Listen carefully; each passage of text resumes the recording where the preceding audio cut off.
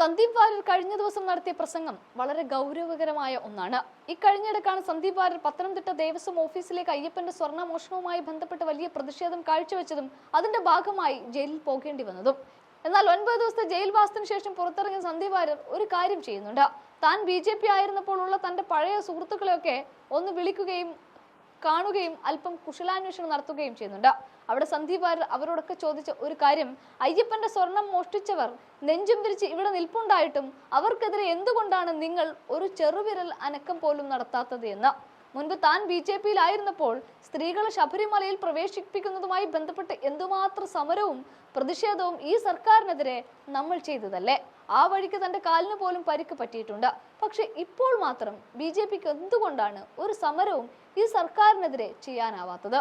സന്ദീപ് വാര്യരുടെ ഈ ചോദ്യങ്ങൾക്ക് BJP നേതാക്കൾ നൽകിയ ഉത്തരം തീർത്തും വ്യത്യസ്തമാണ്. എന്താണെങ്കിലും സന്ദീപിന്റെ ആ വീഡിയോ ഒന്ന് കണ്ടു നോക്കാം. ഉദ്ഘാടനം ചെയ്യുന്നതിന് വേണ്ടിയിട്ട് പ്രിയപ്പെട്ട KPCC general secretary Shri Sandeep വാര്യരെ ക്ഷണിച്ചുകൊള്ളുന്നു.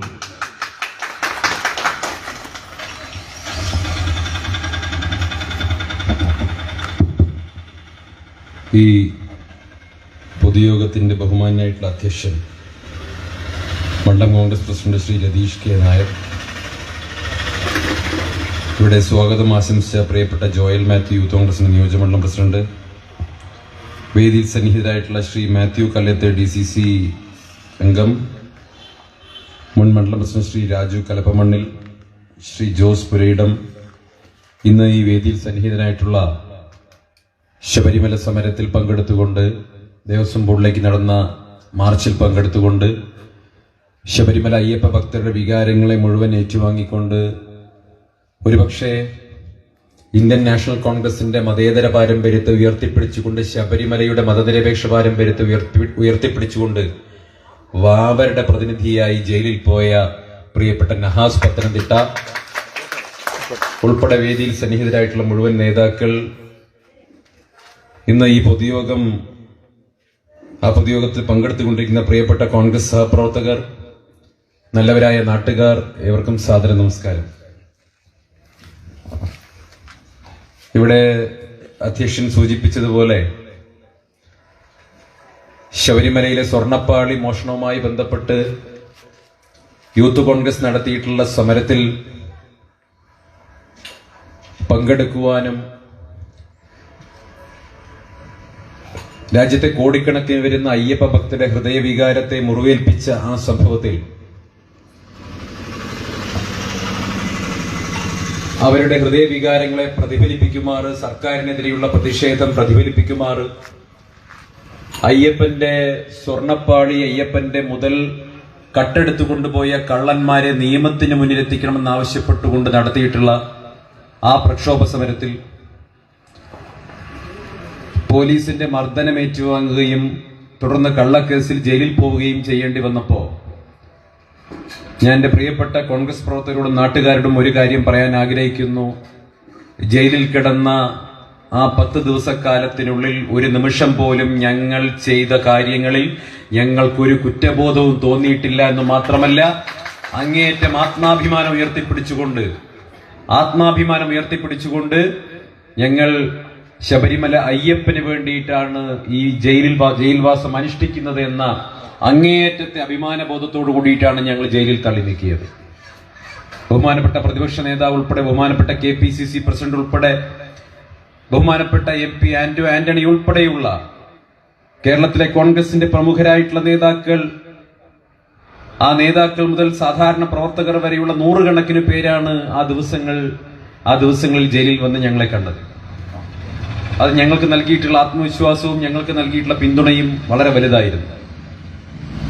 എന്തായാലും ഇന്ന് ശബരിമല സന്നിധാനത്തിന് തൊട്ടടുത്തുള്ള ശബരിമല അയ്യപ്പന്റെ ഏറ്റവും അടുത്ത ആളുകളായിട്ടുള്ള നിങ്ങൾ നൽകിയിട്ടുള്ള സ്വീകരണത്തിന് ഞാൻ ഹൃദയത്തിന്റെ ഭാഷയിൽ നന്ദി പറയുകയാണ്. ഞാൻ ഇങ്ങോട്ട് കടന്നു വരുമ്പോ ഞാൻ ആലോചിച്ചത്, വർഷങ്ങളായി ശബരിമലയിലേക്ക് കടന്നു വരുന്ന സമയത്ത്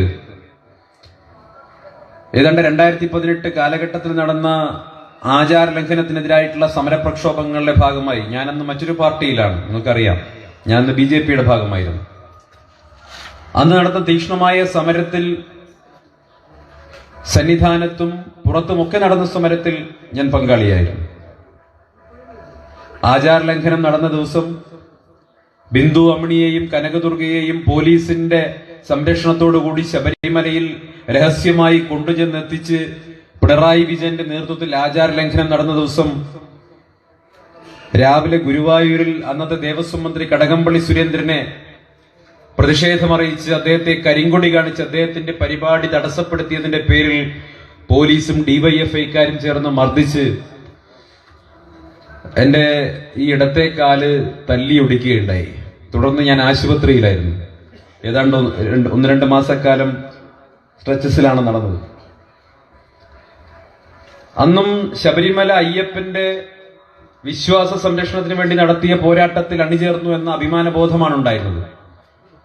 പക്ഷെ നാളുകളേറെ കഴിഞ്ഞ് ഏതാണ്ട് 5-6 വർഷങ്ങൾക്കിപ്പുറം യൂത്ത് കോൺഗ്രസിന്റെ സമരത്തിൽ പങ്കെടുത്തുകൊണ്ട് ജയിലിൽ പോയി.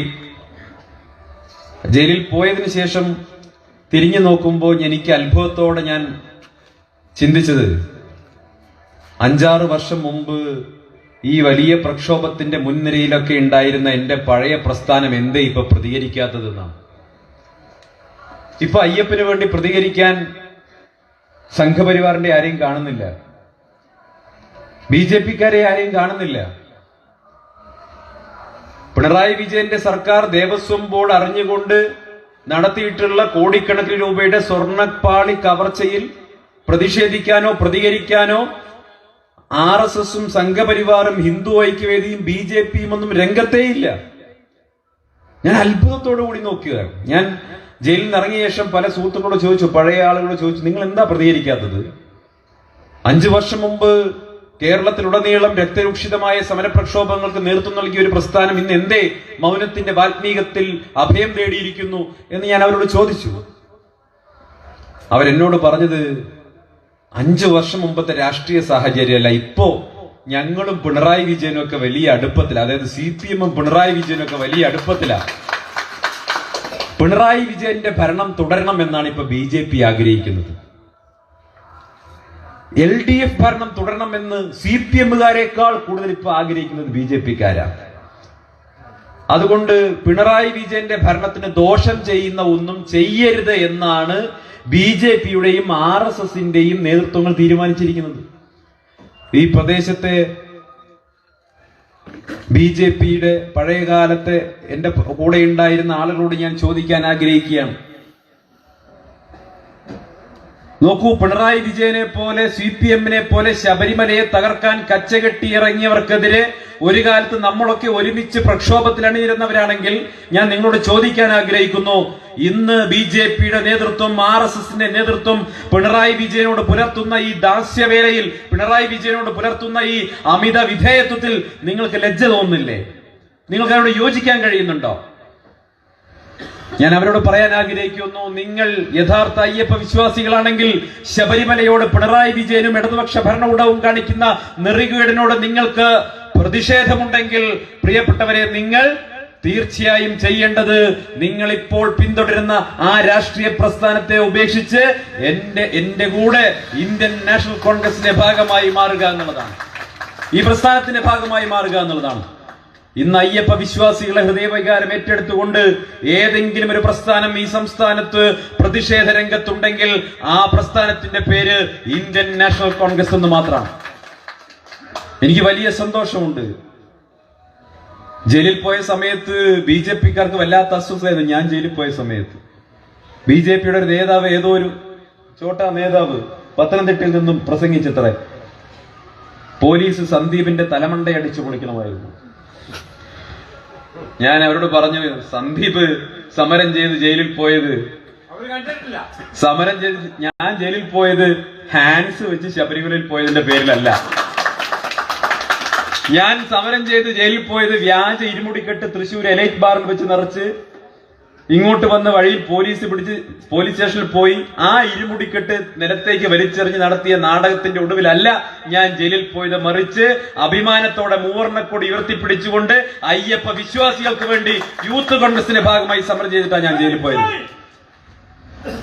അതുകൊണ്ട് ഞാൻ ഏതെങ്കിലും തരത്തിൽ BJPയും RSS നടത്തിയതുപോലെ അയ്യപ്പ വിശ്വാസികളെ വഞ്ചിച്ചുകൊണ്ടുള്ള ഒരു സമരത്തിന്റെ ഭാഗമായിട്ടല്ല പോയത്. ഞാൻ പത്തനംതിട്ടയിലെ അയ്യപ്പ വിശ്വാസികളുടെ ഓർമ്മയെ കുറച്ചു കാലം മുൻപത്തേക്ക് ക്ഷണിക്കാൻ ആഗ്രഹിക്കുക. എന്റെ ശബ്ദം കേൾക്കുന്ന BJPക്കാരോട് അവരുടെ ഓർമ്മയെ കുറച്ചു കാലം മുൻപത്തേക്ക് ക്ഷണിക്കാൻ ആഗ്രഹിക്കുകയാണ്. ഏതാണ്ട് 5 വർഷക്കാലം മുൻപ് 2019 പത്തനംതിട്ടയിൽ വന്ന് ഒരാൾ ഒരു പ്രസംഗം നടത്തി. അദ്ദേഹം ഗുജറാത്തിയിൽ സ്വാമിയെ ശരണമയ്യപ്പ എന്ന് വിളിച്ചിട്ടാണ് പ്രസംഗം തുടങ്ങിയത്. നിങ്ങൾക്ക് ഓർമ്മയുണ്ടാവും. 2019 ആരായിരുന്നു ആ പ്രസംഗം നടത്തിയത്? ഇന്ത്യയുടെ ബഹുമാന്യനായിട്ടുള്ള പ്രധാനമന്ത്രി ശ്രീ നരേന്ദ്രമോദി പത്തനംതിട്ടയിൽ വന്നൊരു പ്രസംഗം നടത്തി. ആ പ്രസംഗത്തിൽ അദ്ദേഹം പറഞ്ഞ കാര്യങ്ങൾ ഇന്നും യൂട്യൂബിൽ അവൈലബിൾ ആണ്, നിങ്ങൾ പരിശോധിക്കണം. അദ്ദേഹം പറഞ്ഞു, ഒരിക്കൽ കൂടി BJP അധികാരത്തിൽ വന്നാൽ ശബരിമലയിലെ പ്രശ്നങ്ങൾക്ക് ഭരണഘടനാപരമായ സാധ്യതകൾ ഉപയോഗിച്ചുകൊണ്ടുള്ള പരിഹാരമുണ്ടാകും എന്നാണ് നരേന്ദ്രമോദി പത്തനംതിട്ട ജില്ലയിലെ ജനങ്ങൾക്ക് വാക്കുകൊടുത്തത്. ഞാൻ BJP പ്രവർത്തകരോട്, BJP നേതാക്കളോട്, RSS നേതാക്കളോട് വെല്ലുവിളിച്ചുകൊണ്ട് ചോദിക്കാൻ ആഗ്രഹിക്കുന്നു. കഴിഞ്ഞ 5 വർഷക്കാലത്തിനുള്ളിൽ എന്തേ ശബരിമലയിലെ പ്രശ്നങ്ങൾക്ക് നിങ്ങൾ ഭരണഘടനാപരമായിട്ടുള്ള പരിഹാരം കണ്ടെത്തിയില്ല? എന്തുകൊണ്ട് നിങ്ങൾക്ക് കഴിഞ്ഞില്ല? ഇനി ഞാൻ പറയുന്നത് തെറ്റാണ് എന്ന് തോന്നുന്ന BJPക്കാരുണ്ടെങ്കിൽ 2019 BJPയുടെ പ്രകടന പത്രിക BJPയുടെ ഔദ്യോഗിക വെബ്സൈറ്റിൽ ഇന്റർനെറ്റിൽ ഇപ്പോഴും അവൈലബിൾ ആണ്. നിങ്ങൾ ഡൗൺലോഡ് ചെയ്ത് പരിശോധിക്കണം. അതിൽ സാംസ്കാരിക വിഭാഗത്തിൽ കൃത്യമായി അച്ചടിച്ചെഴുതി വെച്ചിട്ടുണ്ട്, ശബരിമലയ്ക്ക് വേണ്ടി ഭരണഘടനാപരമായിട്ടുള്ള സാധ്യതകൾ തേടിക്കൊണ്ടുള്ള ഒരു നിയമനിർമ്മാണം കേന്ദ്ര BJP നേതൃത്വം നടത്തുമെന്ന് അച്ചടിച്ചു വെച്ചിട്ടുണ്ട്. ഞാൻ ചോദിക്കാൻ ആഗ്രഹിക്കുന്നു, കഴിഞ്ഞ 5 വർഷക്കാലം 2019 മുതൽ 2024 വരെ എത്രയോ തവണ ഇന്ത്യയുടെ ഭരണഘടന ഭേദഗതി ചെയ്യാൻ വേണ്ടി നിങ്ങൾ പാർലമെന്റിനകത്ത് നടത്തിയിട്ടുള്ള ഹീനമായ പരിശ്രമങ്ങൾക്കെതിരെ ഈ രാജ്യത്ത് വലിയ പ്രക്ഷോഭങ്ങൾ അരങ്ങേറിയതാണ്. പക്ഷേ നിങ്ങൾ ഈ രാജ്യത്ത് പലതവണ ഭരണഘടന തിരുത്തി എഴുതാൻ വേണ്ടി പരിശ്രമിച്ചപ്പോൾ എന്തേ ഒരു തവണ പോലും നിങ്ങൾ ശബരിമലയ്ക്ക് വേണ്ടിയുള്ള ഒരു ഇടപെടൽ അതിൽ നടത്തിയില്ല? എന്തേ നിങ്ങൾ നടത്തിയില്ല? നിങ്ങൾ വാഗ്ദാനം ചെയ്തതാണല്ലോ. വാഗ്ദാനം ചെയ്തിട്ട് പത്തനംതിട്ട ജില്ലയിലെ ജനങ്ങൾക്ക് വാഗ്ദാനം ചെയ്ത് അവരെ പറ്റിച്ചിട്ട് എനിക്ക് ഓർമ്മയുണ്ട്, ഈ സീതത്തോടക്കമുള്ള പ്രദേശങ്ങളിലെ യുവാക്കൾ RSSന്റെയും BJPയുടെയും വാക്ക് വിശ്വസിച്ചുകൊണ്ട് ശബരിമല പ്രക്ഷോഭകാലത്ത് തെരുവിലിറങ്ങിയിട്ട് അവസാനം കേസിൽ കുടുങ്ങി ജാമ്യമില്ലാ വകുപ്പ് പ്രകാരം നരകയാതന അനുഭവിച്ച് പത്തനംതിട്ടയിലെയും കൊട്ടാരക്കരയിലെയും തിരുവനന്തപുരത്തെയും ജയിലിൽ പോയപ്പോ തിരിഞ്ഞു നോക്കാൻ ഒരു RSSന്റെ നേതാവ് ഉണ്ടായിരുന്നില്ല, ഒരു BJPയുടെ നേതാവ് ഉണ്ടായിരുന്നില്ല. ഓർമ്മയില്ല നിങ്ങൾക്ക് ആ കാലം? എനിക്ക് ഓർമ്മയുണ്ട്. ആയിരക്കണക്കിന് 10,000-കണക്കിന് ചെറുപ്പക്കാർ ഇന്നും ശബരിമലയുമായി ബന്ധപ്പെട്ട കേസുകളിൽ നരകയാതന അനുഭവിക്കുന്നു. നാമജപ ഘോഷയാത്ര നടത്തിയതിന്റെ പേരിൽ കേസുകളിൽപ്പെട്ട സ്ത്രീകളടക്കമുള്ളവർ, അങ്ങനെ എടുത്ത കേസുകൾ എത്രയാ? ആയിരക്കണക്കിന് കേസുകളാ. അപ്പോഴാണ് ഇപ്പൊ പുതിയൊരു അയ്യപ്പ ഭക്തൻ ഇറങ്ങിയിട്ടുള്ളത്. ആരാ അയ്യപ്പ ഭക്തൻ? ഏറ്റവും പുതിയ അയ്യപ്പ ഭക്തൻ അത് സാക്ഷാൽ പിണറായി വിജയനാണ്. ഞാൻ കഴിഞ്ഞ തവണ റാന്നിയിൽ വന്ന സമയത്ത് വഴിനീള ഫ്ലക്സ് ബോർഡുകളാണ്, വഴിനീള ഫ്ലക്സ് ബോർഡുകൾ. അയ്യപ്പ സംഗമം, അയ്യപ്പ സംഗമം. ഫ്ലക്സ് ബോർഡിൽ പിണറായി വിജയനും ഉണ്ട്, വാസവനും ഉണ്ട്, അയ്യപ്പൻ മാത്രമില്ല. അവസാനം വേദി നോക്കുന്ന സമയത്ത് വേദിയിലും പിണറായി വിജയനും ഉണ്ട്. പിണറായി വിജയന് ഹരഹര പാടുന്ന, ജയ ജയ പാടുന്ന കുറച്ച് ആളുകൾ, ഞാൻ ഒരു പേരൊന്നും പറയാൻ ആഗ്രഹിക്കുന്ന അത്തരം ചില ആളുകളുമുണ്ട്. വാസവനുണ്ട്. ഒരൊറ്റ അയ്യപ്പ സ്വാമി പോലും വേദിയിലില്ല. കറുപ്പെടുത്തൊരു ഒറ്റ അയ്യപ്പ സ്വാമി പോലും ഈ അയ്യപ്പ സംഗമത്തിൽ പങ്കെടുക്കാൻ വേണ്ടി വന്നിട്ടില്ല. യഥാർത്ഥ അയ്യപ്പ ഭക്തരാരും ആ അയ്യപ്പ സംഗമ വേദിയിൽ പോയിട്ടില്ല. എന്നിട്ട് ആ വേദിയിൽ വെച്ച് വലിയ അഭിമാനബോധത്തോടുകൂടി, വലിയ അവകാശവാദങ്ങളോടുകൂടി ഒരാളുടെ കത്ത് വായിച്ചു. ആരുടെ കത്താ വായിച്ചത്? ദക്ഷിണേന്ത്യയിലെ യഥാർത്ഥ അയ്യപ്പ ഭക്തനായിട്ടൊരു മുഖ്യമന്ത്രി കർണാടകയിൽ ഇരിക്കുന്നുണ്ട്. പേര് സിദ്ധരാമയ്യ എന്നാണ്. ആ മുഖ്യമന്ത്രി, കർണാടക മുഖ്യമന്ത്രി സിദ്ധരാമയ്യയുടെ കത്തല്ല അവിടെ വായിച്ചത്. ഈ ശബരിമലയിലേക്ക് ഏറ്റവും കൂടുതൽ ഭക്തർ വരുന്ന തെലങ്കാനയിലെ മുഖ്യമന്ത്രി കോൺഗ്രസുകാരനായിട്ടുള്ള രേവന്ത് റെഡ്ഡി ഹൈദരാബാദിൽ ഇരിക്കുന്നുണ്ട്. ആ രേവന്ത് റെഡ്ഡിയുടെ ലെറ്റർ അല്ല, കത്തല്ല ആ വേദിയിൽ വായിച്ചത്. മറിച്ച് ആരുടെ കത്താ വായിച്ചത്? ഒരൊറ്റ അയ്യപ്പ ഭക്തൻ പോലും വരാത്ത ഉത്തർപ്രദേശിന്റെ മുഖ്യമന്ത്രി RSSകാരനായ യോഗി ആദിത്യനാഥിന്റെ കത്താണ് CPMകാരനായിട്ടുള്ള ദേവസ്വം മന്ത്രി വേദിയിൽ വായിച്ചത്. ഞാൻ CPM ചോദിക്കാൻ ആഗ്രഹിക്കുക, നിങ്ങൾക്ക് ഉളുപ്പുണ്ടോ? ഉളുപ്പുണ്ടോ? യോഗി ആദിത്യനാഥിന്റെ കത്തെടുത്ത് വായിച്ചിട്ട് ആ കത്ത് വായിച്ചിട്ട് മേനി നടിക്കുകയാണ്. ആരാ യോഗി ആദിത്യനാഥ്? ഇന്ത്യയിൽ ഏറ്റവും അധികം വർഗീയ വിഷലിപ്തമായ പ്രചരണങ്ങൾ നടത്തിയതിന്റെ പേരിൽ കേസുകൾ നേരിടുന്ന ഒരു രാഷ്ട്രീയക്കാരൻ, ഒരു സ്വാമി. ഇപ്പോ പിണറായി വിജയന്റെ ആത്മീയ ഗുരു യോഗി ആദിത്യനാഥ. നിങ്ങൾ ആലോചിച്ച് നോക്കൂ. എന്നിട്ടിപ്പോ ചില ആളുകൾ പറയുന്നു പിണറായി വലിയ ഭക്തനായി. എനിക്ക് അറിഞ്ഞുകൂടാ. ഞാൻ മനസ്സിലാക്കിയത് പയ്യന്നൂരിൽ ഒരു ജ്യോത്സ്യനുണ്ട്, കണ്ണൂരിനടുത്ത് പയ്യന്നൂരിൽ ഒരു വലിയ പ്രശസ്തനായിട്ടൊരു ജ്യോതിഷിയുണ്ട്. ആ ജ്യോതിഷിന്റെ അടുത്ത് ഗോവിന്ദൻ മാസ്റ്റർ പോയി. ഗോവിന്ദൻ മാസ്റ്റർ പോയ സമയത്ത് ആ ജ്യോതിഷി പറഞ്ഞത്രേ, പിണറായി വിജയൻ അയ്യപ്പ കോപമുണ്ട്, അയ്യപ്പ കോപമുണ്ട്. ആ അയ്യപ്പ കോപമുള്ളത് കൊണ്ട് പരിഹാരം വേണം. ആ പരിഹാരത്തിന്റെ ഭാഗമാണ് പോലും ഈ അയ്യപ്പ സംഘം ഉൾപ്പെടെയുള്ള കാര്യങ്ങൾ. ഞാൻ ഒരു കാര്യം പറയാം. 2018 മുതൽ പിണറായി സർക്കാർ ശബരിമലയെ തകർക്കാൻ വേണ്ടി നടത്തിയിട്ടുള്ള പരിശ്രമം, ശബരിമല വിശ്വാസത്തെ തകർക്കാൻ വേണ്ടി നടത്തിയിട്ടുള്ള പരിശ്രമം, ശബരിമലയിലെ അയ്യപ്പ ഭക്തരെ വേട്ടയാടിയിട്ടുള്ള നിരവധിയായിട്ടുള്ള സംഭവങ്ങൾ, ഈ സംഭവങ്ങളൊക്കെ, ഈ കാര്യങ്ങളൊക്കെ ഉണ്ടാക്കിയിട്ടുള്ള വലിയ വിഷമം, വലിയ പ്രയാസം, മാനസിക പ്രയാസം അയ്യപ്പ ഭക്തർക്കിടയിലുണ്ട്. അതുകൊണ്ട് അതെല്ലാം ചേർന്ന് രൂപപ്പെട്ടിട്ടുള്ള അയ്യപ്പ കോപം ഉണ്ടെങ്കിൽ, പിണറായി വിജയൻ അയ്യപ്പ കോപം ഉണ്ടെങ്കിൽ, ആ അയ്യപ്പ കോപം ഇല്ലാതാവാൻ നിങ്ങൾ കേവലം ഈ അയ്യപ്പ സംഗമം നടത്തിയതുകൊണ്ടൊന്നും ഒരു കാര്യമില്ല. ഇനി 41 ദിവസം പിണറായി വിജയനും റിയാസും വ്രതമെടുത്ത് മല ചവിട്ടിയാൽ പോലും തീരാത്തത്ര കൊടിയ പാപങ്ങൾ നിങ്ങൾ ശബരിമലയോട് ചെയ്തിട്ടുണ്ട്. അതുകൊണ്ട് തന്നെ നിങ്ങൾക്ക് ഒരു തരത്തിലുള്ള സമാധാനവും കിട്ടാൻ പോകുന്നില്ല. അയ്യപ്പ സംഗമം നടത്തിയിട്ട് നമ്മൾ കണ്ടല്ലോ, പണ്ടൊക്കെ ദൈവം പിന്നേക്കും പിന്നെ ആയിരുന്നെങ്കിൽ ഇപ്പൊ ATM പോലെയാണ്, കുത്തിയാൽ അപ്പ കിട്ടും എന്നാ പറയുന്നത്, അല്ലേ? ഉടനെ തന്നെ വന്നു. ഒരാഴ്ചക്കകം ഹൈക്കോടതിയുടെ മേൽനോട്ടത്തിൽ നടന്ന അന്വേഷണത്തിലാണ് ഈ സ്വർണ്ണപ്പാളി മോഷണം പുറത്തു വന്നത്. ചില്ലറ പൈസയാണ് കൊണ്ടുപോയിട്ടുള്ളത്, ചെറിയ കാര്യമല്ല. ഇപ്പോ ശബരിമലയിൽ സമർപ്പിക്കപ്പെട്ട സ്വർണത്തിന്റെ വില എന്ന് പറയുന്നത് ആ സ്വർണത്തിന്റെ അളവിന് തുല്യമായിട്ടുള്ള വിലയായിട്ട് കണക്കാക്കരുത്. അങ്ങനെ നിങ്ങൾ കരുതരുത്. ഇപ്പൊ ശബരിമലയിൽ നിന്ന് ഒരു പവൻ സ്വർണം നഷ്ടപ്പെട്ടാൽ അതിന്റെ വിലയായിട്ട് നമ്മൾ കണക്കാക്കേണ്ടത് മാർക്കറ്റിലുള്ള സ്വർണത്തിന്റെ 1 പവൻ വിലയല്ല. ശബരിമല അയ്യപ്പന് സമർപ്പിക്കപ്പെട്ട സ്വർണം 1 പവൻ സ്വർണമുണ്ടെങ്കിൽ ആ 1 പവൻ സ്വർണത്തിന് 100 കിലോ സ്വർണത്തിന്റെ